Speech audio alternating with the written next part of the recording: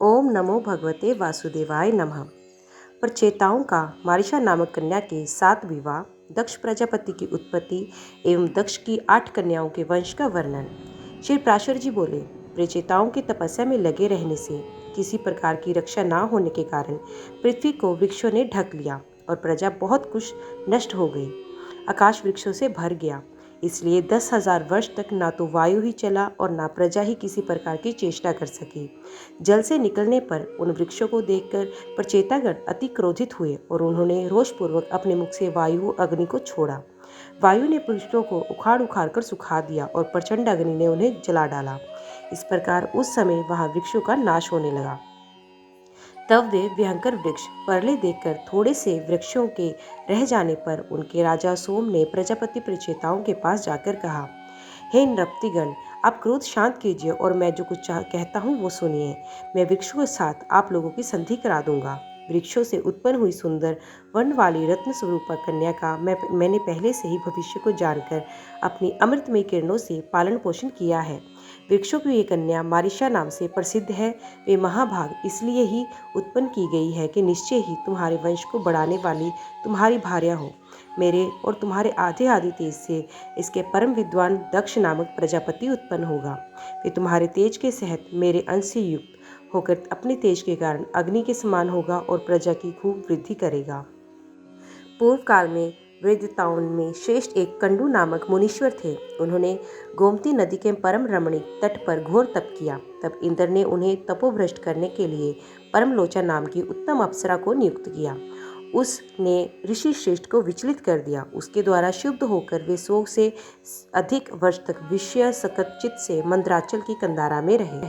तब हे महाभाग, एक दिन उस अप्सरा ने कंडू ऋषि से कहा, हे ब्राह्मण, अब मैं स्वर्गलोक को जाना चाहती हूँ। आप प्रसन्नतापूर्वक मुझे आज्ञा दीजिए। उसके ऐसा कहने पर उसमें आसक्त चित्त हुए मुनि ने कहा, भद्रे, अभी कुछ दिन और रहो। उनके ऐसा कहने पर उस सुंदरी ने महात्मा कंडू के साथ अगले 100 वर्ष तक और रहकर नाना प्रकार के भोग भोगे। तभी उसके ये पूछने पर कि भगवान, मुझे स्वर्गलोक को जाने की आज्ञा दीजिए, ऋषि ने यही कहा कि अभी और ठहरो। तदंतर 100 वर्ष से कुछ अधिक बीत जाने पर उस सुमुखी से प्राणियों मुक्त मुस्कान से सुशोभित वचनों से फिर कहा, ब्राह्मण, अब मैं स्वर्ग को जाती हूँ। ये सुनकर मुनि उस विशालाक्षी को आलिंगन कर कहा, अय सुक्षु, अब तू तो बहुत दिनों के लिए चली जाएगी, इसलिए क्षण भर तू और ठहर जा। तब वे सुशोणी सुंदर कमर वाली उस ऋषि के साथ क्रीड़ा करती हुई 200 वर्ष तक कुछ और कम और रही। हे महाभाग, इस प्रकार जब जब वे सुंदरी देवलोक को जाने के लिए कहती, तभी तभी वे कुंडू ऋषि उसे यही कहते कि भी ठहर जा। मुनि के इस प्रकार कहने पर प्रणय भंग की पीड़ा को जानने वाली उस दक्षिणा ने अपने दक्ष वंश तथा मुनि के शाप से भयभीत होकर उन्हें ना छोड़ा तथा उन महर्षि महोदय का भी काम सकित से उसके साथ अहर्निश रमन करते करते उसमें नित्य नूतन प्रेम बढ़ता गया।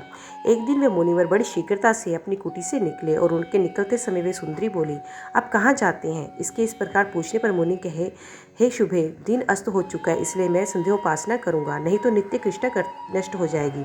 तब वो सुंदर दांतों वाली ने उन मुनीश्वर से हंसकर बोला, हे सर्वधर्मज्ञ, क्या आज ही आपका दिन अस्त हुआ है? हे विप्र, अनेकों वर्षों के पश्चात आज आपका दिन अस्त हुआ है, इससे कहिए किसको आश्चर्य ना होगा।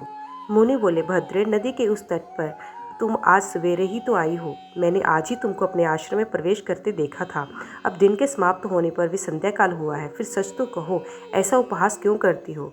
पर मोचना बोली, ब्राह्मण, आपका ये कथन कि तुम सवेरे ही आई हो ठीक ही है, इसमें छूट नहीं, परंतु उस समय को तो आज सैकड़ों वर्ष बीत चुके हैं। सोम ने कहा। तब उन विप्रवर ने उस विशालाक्षी से कुछ घबराकर पूछा, अरे भीरू, ठीक ठीक बता, तेरे साथ रमण करते मुझे कितना समय बीत गया?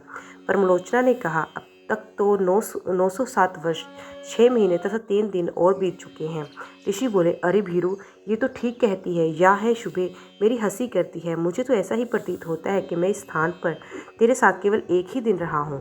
परमलोचा बोली, हे ब्राह्मण, आपके निकट मैं झूठ कैसे बोल सकती हूँ, और फिर विशेषता उस समय जबकि आज आप अपने धर्म मार्ग का अनुसरण करने पर तत्पर होकर मुझसे पूछ रहे हैं। सोम ने कहा, हे राजकुमारों, उसके ये सत्य वचन सुनकर मुनि ने मुझे धिक्कार है ऐसा कहकर स्वयं ही अपने को बहुत कुछ भला बुरा कहा। मुनि बोले, ओह, मेरा तप नष्ट हो गया, जो ब्रह्मवेत्ताओं का धन था वे लुट गया और विवेक बुद्धि मारी गई। अहो, स्त्री को किसी ने मोह उपजाने के लिए ही रचा है। मुझे अपने मन को जीतकर 6 उम्रों से अतीत परब्रह्म को जानना चाहिए जिसने मेरी इस प्रकार की बुद्धि को नष्ट कर दिया। उस काम रूपी महाग्रह को धिक्कार है। नरक ग्राम के मार्ग रूपी स्त्री के संग से वेद भगवान की प्राप्ति के कारण रूप मेरे समस्त व्रत नष्ट हो गए हैं। इस प्रकार उन धर्मज्ञ मुनिवर ने अपने आप ही अपनी निंदा करते हुए वहां बैठी उस अप्सरा से कहा, अरे पापिनी, अब तेरी जहाँ इच्छा हो चली जा। तूने अपनी भाई भंगी से मुझे मोहित करके इंद्र का जो कार्य था वो पूरा कर लिया। मैं अपने क्रोध पर ज्वलित हुए अग्नि द्वारा तुझे भस्म नहीं करता, क्योंकि सज्जनों की मित्रता साथ पग साथ रहने से हो जाती है और मैं तेरे साथ निवास कर चुका हूँ। अथवा इसमें तेरा दोष भी क्या है जो मैं तुझ पर क्रोध करूँ? दोष तो सारा मेरा ही है, क्योंकि मैं बड़ा ही अजितेंद्रिय हूँ। तू महामोह की पिटारी और अत्यंत निंदनीय है। हाय, तूने इंद्र के स्वार्थ के लिए मेरी तपस्या नष्ट कर दी, तुझे धिक्कार है। सोम ने कहा, हे ब्रह्मऋषि, उस सुंदरी से जब तक ऐसा कहते रहे तब तक वे भय के कारण पसीने में सराबर होकर अत्यंत कांपती रही। इस प्रकार जिसका समस्त शरीर पसीने में डूबा हुआ था और जो भय से थर थर कांप रही थी, उस परमलोचा से मुनिश्रेष्ठ कंडू ने क्रोधपूर्वक कहा, अरे तू चली जा, चली जा। तब बारंबार फटकारे जाने पर वे आश्रम से निकले और आकाश मार्ग से जाते हुए उसने अपना पसीना वृक्ष के पत्तों से पोंछा। वे बाला वृक्षों के नवीन लाल लाल पत्तों से अपने पसीने से तर शरीर को पोंछती हुई एक वृक्ष से दूसरे वृक्ष पर चलती गई। उस समय ऋषि ने उसके शरीर में से जो गर्भ स्थापित किया था वे भी रोमांच से निकले हुए पसीने के रूप में उसके शरीर से बाहर निकल आया। उस गर्भ को वृक्षों ने ग्रहण कर लिया, उसे वायु ने एकत्रित कर लिया और मैं अपनी किरणों से उसे पोषित करने लगा। इससे वे धीरे धीरे बढ़ गया। वृक्षाग्र से उत्पन्न हुई वे मारीशा नाम की सुखमुखी कन्या तुम्हें वृक्षगण समर्पण करेंगे। अतः अब ये क्रोध शांत करो। इस प्रकार वृक्षों से उत्पन्न हुई वे कन्या परमलोचा की पुत्री है तथा कंडू मुनि की है, मेरी और वायु की भी संतान है। श्री पराशर जी बोले, हे मैत्रेय साधु श्रेष्ठ, भगवा कंडू भी तप के क्षीण हो जाने से पुरुषोत्तम क्षेत्र नामक भगवान विष्णु की निवास भूमि को गए और हे राजपुत्रों, वहाँ वे महायोगी एकनिष्ठ होकर एकाग्रचित से ब्रह्मपार मंत्र का जप करते हुए उधर बाहु रहकर श्री भगवान विष्णु की आराधना करने लगे। प्रचेतागण बोले, हम कंडू मुनि का ब्रह्मपार नामक परम सूत्र सुनना चाहते हैं, जिसका जप करते हुए उन्होंने श्री केशव की आराधना की थी। सोम ने कहा, श्री विष्णु भगवान संसार मार्ग की अंतिम अवधि हैं, उनका पार पाना कठिन है। वे पर से भी पर अर्थात अनंत हैं, सत्य स्वरूप हैं। तपोनिष्ठ महात्माओं को ही वे प्राप्त हो सकते हैं, क्योंकि वे पर से परे हैं तथा पर के अगोचर परमात्मा हैं और भक्तों के पालक एवं उनके अभीष्ट को पूर्ण करने वाले हैं और उनके पंचभूत के कारण पंच मात्रा के हेतु तामस अहंकार और उसके भी हेतु महतत्व के हेतु प्रधान के भी परम हेतु हैं और इस प्रकार समस्त कर्म और कर्ता आदि के सहित कार्य रूप से स्थित सकल प्रपंच का पालन करते हैं। ब्रह्म ही प्रभु हैं, ब्रह्म ही सर्वजीव रूप है और ब्रह्म ही सकल प्रजा का पति रक्षक तथा अविनाशी हैं। वे ब्रह्म अवयव नित्य और अजन्मा है तथा वही क्षय आदि समस्त विकारों से शून्य विष्णु है, क्योंकि वे अक्षर अज और नित्य ब्रह्म की पुरुषोत्तम भगवान विष्णु है। इसलिए मेरा राग आदि दोष शांत हो। इस ब्रह्मपार नामक परम सूत्र का जप करते हुए श्री केशव की आराधना करने से उन मुनीश्वर ने परम सिद्धि को प्राप्त किया। जो पुरुष सत्वों को नित्य प्रति पढ़ता या सुनता है वे काम आदि सकल दोषों से मुक्त होकर अपना मनोवांछित फल प्राप्त कर लेता है। अब मैं तुम्हें ये बताता हूँ कि ये मारीशा पूर्व जन्म में कौन थी। ये बता देने से तुम्हारे कार्य का गौरव सफल होगा, अर्थात तुम प्रजा वृद्धि रूप फल प्राप्त कर सकोगे। ये साध्वी अपने पूर्व जन्म में एक महारानी थी। पुत्रहीन अवस्था में ही पति के मर जाने पर इस महाभागा ने अपने भक्ति भाव से विष्णु भगवान को संतुष्ट किया। इसके आराधना से विष्णु प्रसन्न भगवान विष्णु ने प्रकट होकर कहा, हे शुभे, वर मांग। तब इसने अपनी मनोभिलाषा से इस प्रकार कह सुनाई, भगवान, बाल विधवा होने के कारण मेरा जन्म व्यर्थ हुआ है। हे जगतपति, मैं ऐसी अभागिनी हूँ कि पुत्रहीन ही उत्पन्न हुई। अतः आपकी कृपा से जन्म जन्मों मेरे बड़े प्रशंसनीय पति हो और प्रजापति ब्रह्मा जी के समान पुत्र हों, और हे आपके प्रसाद से मैं भी कुलशील अवस्था, सत्य, दक्षिणीय, शीघ्रकारिता, अविसहवादिता, उल्टा या ना कहना, सत्व, वृद्ध सेवा और कृतज्ञता आदि गुणों से तथा सुंदर रूप संपत्ति से संपन्न और सबको प्रिय लगने वाली अयोनिजा ही उत्पन्न हो। सोम बोले, उसका ऐसा कहने पर वरदायक परमेश्वर देवादिदेव श्री हरिकेश ने प्रणाम के लिए झुकी हुई उस बाला को उठाकर कहा। भगवान बोले, तेरे एक ही जन्म से बड़े पराक्रमी और विख्यात कर्मवीर 10 पति होंगे और हे शोभने, उसी समय तुझे प्रजापति के समान एक महावीर्यवान एवं अत्यंत बल विक्रम युग पुत्र भी प्राप्त होंगे। वे इस प्रकार में कितने ही वंशों में चलाने वाला होगा और उसकी संतान संपूर्ण त्रिलोकी में फैल जाएगी। तथा तू भी मेरी कृपा से उदार रूप, गुण संपन्ना, सुशीला और मनुष्यों के चित्त को प्रसन्न करने वाली निजा ही उत्पन्न होगी। हे राजपुत्रों, उस विशालक्षी से ऐसा कह भगवान अंतर ध्यान हो गए और वे यही मारीशा के रूप से उत्पन्न हुई तुम्हारी पत्नी है। श्री पराशर जी बोले, तो तब सोमदेव ने कहने से प्रचेताओं ने अपना क्रोध शांत किया और उस मारीशा की वृक्षों से पत्नी रूप में ग्रहण किया। उन 10 प्रचेताओं से मारीशा के महाभाग दक्ष प्रजापति का जन्म हुआ, जो पहले ब्रह्मा जी से उत्पन्न हुआ था।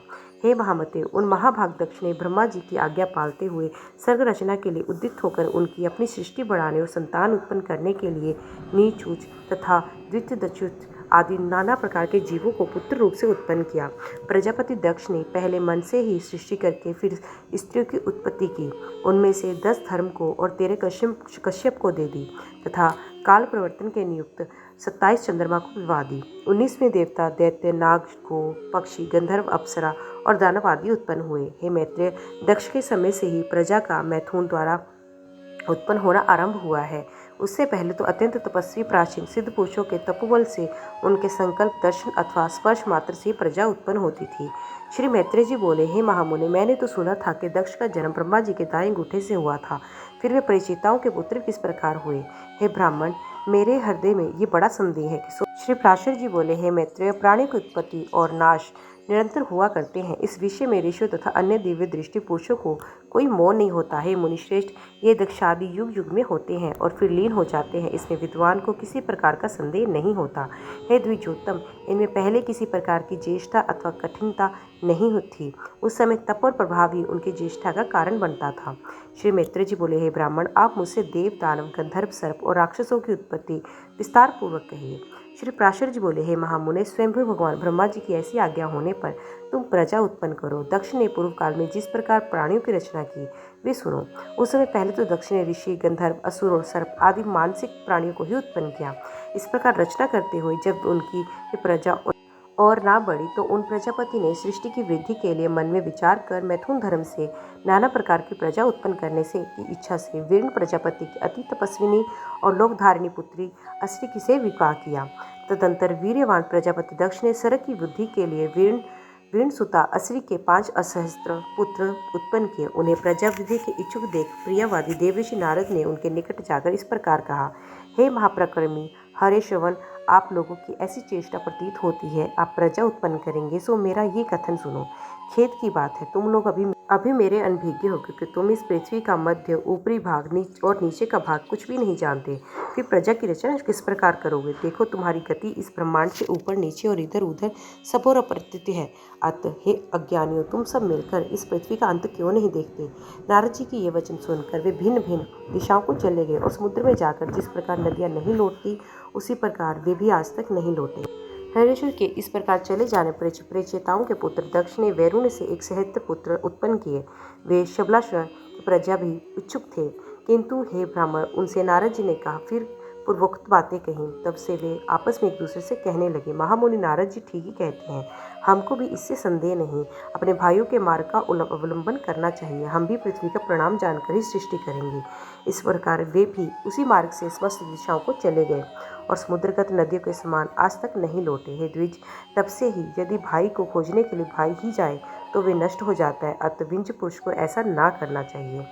महाभाग दक्ष प्रजापति ने उन पुत्रों को भी गए जाने नारद जी पर बड़ा क्रोध किया और उन्हें शाप दे दिया। हे मैत्रेय, हमने सुना है कि फिर उस विद्वान प्रजापति ने सर्ग बुद्धि की इच्छा से वैरुण के साथ कन्याएं उत्पन्न की। उनमें से उन्होंने 10 धर्म को, 13 कश्यप को, 27 चंद्रमा को और 4 अरिष्नेम को दे दी तथा 2 ब्रह्मपुत्र, 2 अंगिरा और 2 कशाप को विवाही। अब उनके नाम सुनो। अरुंधति, वसु, यामी, लंबा, भानु, मरुतत्वी, संकल्पा, मुहूर्ता, साध्या और विश्या, ये 10 धर्म की पत्नियां थीं। तब इनके पुत्रों का विवरण सुनो। विक्षा ने पुत्र विश्वदेवा थे, साध्या से साध्यागण, मरुतत्वी से मरुतत्वान और वसु से वसुगण तथा भानु से भानु और मुहूर्ता से मुहूर्ताभिमानी देवगण हुए। लंबा से घोष, यामी से नागविकी और अरुंधति से समस्त पृथ्वी विषयक प्राणी हुए तथा संकल्पा से सर्वात्मक संकल्प की उत्पत्ति हुई। नाना प्रकार क्या वसु ही जिनका प्राण है, ऐसी ज्योति आदि जो 8 वसुगुण विख्यात हैं। अब मैं उनके वंश का विस्तार बताता हूँ। उनके नाम आप ध्रुव, सोम, धर्म, अनिल, अनल, प्रत्युष और पटभास कहे जाते हैं। आपके पुत्र वैतंड, शम, शांत और ध्वनित हुए तथा ध्रुव के पुत्र लोक संहारक भगवान काल हुए। भगवान वर्चा सोम के पुत्र थे, जिनसे पुरुष तेजस्वी हो जाता है, और धर्म के उनकी भार्या मनोहर से द्रविण हट एवं तथा शिशिर, प्राण और वरुण नामक पुत्र हुए। अनिल की पत्नी शिवा थी, उससे अनिल के मनोजव और अविज्ञाकति ये 2 पुत्र हुए। अग्नि के पुत्र कुमार सरकंडे से उत्पन्न हुए। ये कृताओं के पुत्र होने के कारण कार्तिकेय कहलाए। शाख, विशाख और नैप में इनके छोटे भाई थे। देवल नामक ऋषि को प्रत्युष्णा का पुत्र कहा जाता है। इन देवल के भी 2 क्षमाशील और मानसी पुत्र हुए। बृहस्पति जी की बहन परस्त्री को ब्रह्मचारिणी और सिद्धि योगिनी थी तथा अनासक्त भाग से समस्त भूमंडल व विचरती थी। 8वें वसु प्रभाव की भार्या हुई। उसे सहस्त्रों शिल्पों, कारीगरों के कर्ता और देवताओं के शिल्पी महाभाग प्रजापति विश्वकर्मा का जन्म हुआ, जो समस्त शिल्पकारों में श्रेष्ठ और सब प्रकार के आभूषण बनाने वाले हुए तथा जिन्होंने देवताओं के संपूर्ण विमानों की रचना की, और जिन महात्मा की शिल्प विद्या के आश्रय से बहुत से मनुष्य जीव निर्वाह करते हैं। उन विश्वकर्मा के 4 पुत्र थे। उनके 4 नाम सुनो। वे अजेकपात, अहिवृंद, त्वष्टा और परम पुरुषार्थी रुद्र थे। उनमें से त्वष्टा के पुत्र महातपस्वी विश्वरूप थे। हे महामुने, हर, बहुरूप, त्रैवक, अपराजित, कृभ, वृष, कपि, शंभु, कपर्दी, रैवत, मृगव्याध, श्रव और कपाली, ये त्रिलोकी के अधीश्वर 11 रुद्र कहे गए हैं। ऐसे सैकड़ों महातेजस्वी एकादश रुद्र प्रसिद्ध हैं। जो दक्ष कन्याएं कश्यप जी की स्त्रियां हुई, उनके नाम सुनो। वे अदिति, दिति, धनु, अरिष्टा, सुरसा, सत्रसा, सुरभि, विनमा, ताम्रा, क्रोधवशा, ईरा, कद्रु और मुनि थी। हे धर्मज्ञ, अब तुम उनकी संतान का विवरण श्रवण करो। चाक्षु के मनवंतर में तुषित नामक 12 श्रेष्ठ देवगण थे। वे यशस्वी सुरश्रेष्ठ चाक्षुर मनवंतर के पश्चात वैवस्वत मनवंतर के उपस्थित होने पर दूसरे के पास जाकर मिले और परस्पर कहने लगे, हे देवगण, आओ हम लोग शीघ्र ही अदिति के गर्भ से प्रवेश कर उस वैवस्वत मनवंतर में जन्म लेंगे।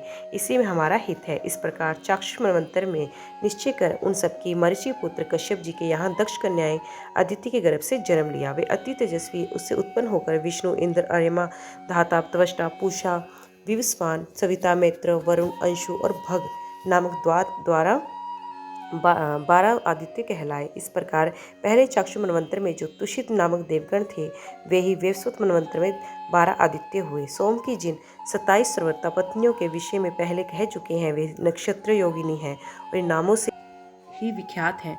उन अति तेजस्विनियों ने से उनके प्रभावशाली पुत्र उत्पन्न हुए। उनकी पत्नियों के 16 पुत्र हुए। बुद्धिमान भूपुत्र की भार्या कपिला, अतिलोहित, तापित और अशिता नामक 4 प्रकार की विद्युत कही जाती हैं। ब्रह्म ऋषि से सत्कृत ऋचाओं के अभिमानी देवश्रेष्ठ प्रतिगिरा से उत्पन्न किए गए तथा शास्त्रों के अभिमानी देव प्रहर नामक देव ऋषि कृषाक्ष की संतान कहे जाते हैं। हे तात, ये 33 वेदोक्त देवता अपनी इच्छा अनुसार जन्म लेने वाले हैं। कहते हैं इस लोक में उनकी उत्पत्ति और निरोध निरंतर हुआ करते हैं। ये 1000 वर्ष के युग के अनंतर पुनः पुनः उत्पन्न होते रहते हैं। हे मित्र, जिस प्रकार लोक में सूर्य के अस्त और उदय निरंतर हुआ करते हैं, उसी प्रकार ये देवगण भी युग युग में उत्पन्न होते रहते हैं। हमने सुना है कि दिति के कश्यप के वीर्य से परम तुर्य, हिरण्यकशिपु और हिरण्याक्ष नाम के 2 पुत्र तथा सिंहिका नाम की कन्या हुई, जो विपरची गति को विवाही गई। हिरण्याकशिपु के एक तेजस्वी और महापराक्रमी बुद्धिमान प्रहलाद और संवाद नामक 4 पुत्र हुए, जो दैत्य वंश को बढ़ाने वाले थे। हे महाभाग, उनमें प्रहलाद जी को सर्वस्त्र, समदर्शी और जितेंद्रिय थे। उन्होंने श्री विष्णु भगवान की परम भक्ति का वर्णन किया था, जिनको दैत्यराज द्वारा दीप्त किए हुए अग्नि ने उनके सर्वांग से व्याप्त होकर भी हृदय में वासुदेव भगवान के स्थित रहने से नहीं जला पाया। जिन महाबुद्धिमान के 5 बुद्धू होकर समुद्र के जल में पड़े पड़े इधर उधर हिलने डुलने से सारी पृथ्वी हिलने लगी थी, जिनका पर्वत के समान कठोर शरीर सर्वत्र भगवंचित हो रहने के कारण दैत्यराज के चलाए हुए अस्त्र शस्त्रों से भी छिन्न भिन्न नहीं हुआ। दैत्यराज द्वारा प्रेरित विषाग्नि से प्रज्वलित मुख वाले सर्प भी जिन महातेजस्वी का अंत नहीं कर सके, जिन्होंने भगवत स्वरूपिणी कवच धारण किए रहने के कारण पुरुषोत्तम भगवान का स्मरण करते हुए पत्थरों की मार पड़ने पर भी अपने प्राणों को नहीं छोड़ा। स्वर्ग निवासी दैत्यपति द्वारा ऊपर से गिराए जाने पर महामती को मृत पृथ्वी के पास जाकर बीच में ही अपनी गोद में धारण कर लिया। चित्त में श्री मधुसूदन भगवान के स्थित रहने से दैत्यराज का नियुक्त किया हुआ सबका शोषण करने वाला वायु जिनके शरीर में लगने से शांत हो गया। तेजेंद्र द्वारा आक्रमण के लिए नियुक्त अनुमत दिग्गजों के दांत उनके ध्वज स्थल में लगने के से टूट गए। उनका सारा मत चूर्ण हो गया। पूर्व काल में दैत्यराज ने पुरोहितों के उत्पन्न की हुई कृत्य की भी इन गोविंद शक्तिचित भक्तराज के अंत का कारण नहीं हो सके, जिनके ऊपर प्रयुक्त ही की हुई अति मायावी शंभासुर की हजारों माया श्री कृष्णचंद्र के चक्कर से व्यर्थ हो गई। जिन मतिमान और निर्मत्सर ने दैत्यराज के रसोइया के लाए हुए हलाहल विष को निर्विकार भाव से पचा लिया, जो इस पर संसार में समस्त प्राणियों के प्रति समान चित्त और अपने समान ही दूसरों के लिए भी परम प्रेम युक्त थे, और जो परम धर्मात्मा महापुरुष सत्य एवं शौर्य आदि गुणों की खानी तथा समस्त साधु पुरुषों के लिए उपमा स्वरूप हुए थे। ओम नमो भगवते वासुदेवाय नमः। तो दोस्तों, आज की वीडियो में बस इतना ही। उम्मीद करती हूँ ये कथा आपको पसंद आई होगी। वीडियो पसंद आई हो तो वीडियो को लाइक और चैनल को सब्सक्राइब जरूर कीजिएगा। तो मिलते हैं अगले अध्याय के साथ। तब तक के लिए देखते व सुनते रहिए। जय मां कंजक, जय माता दी।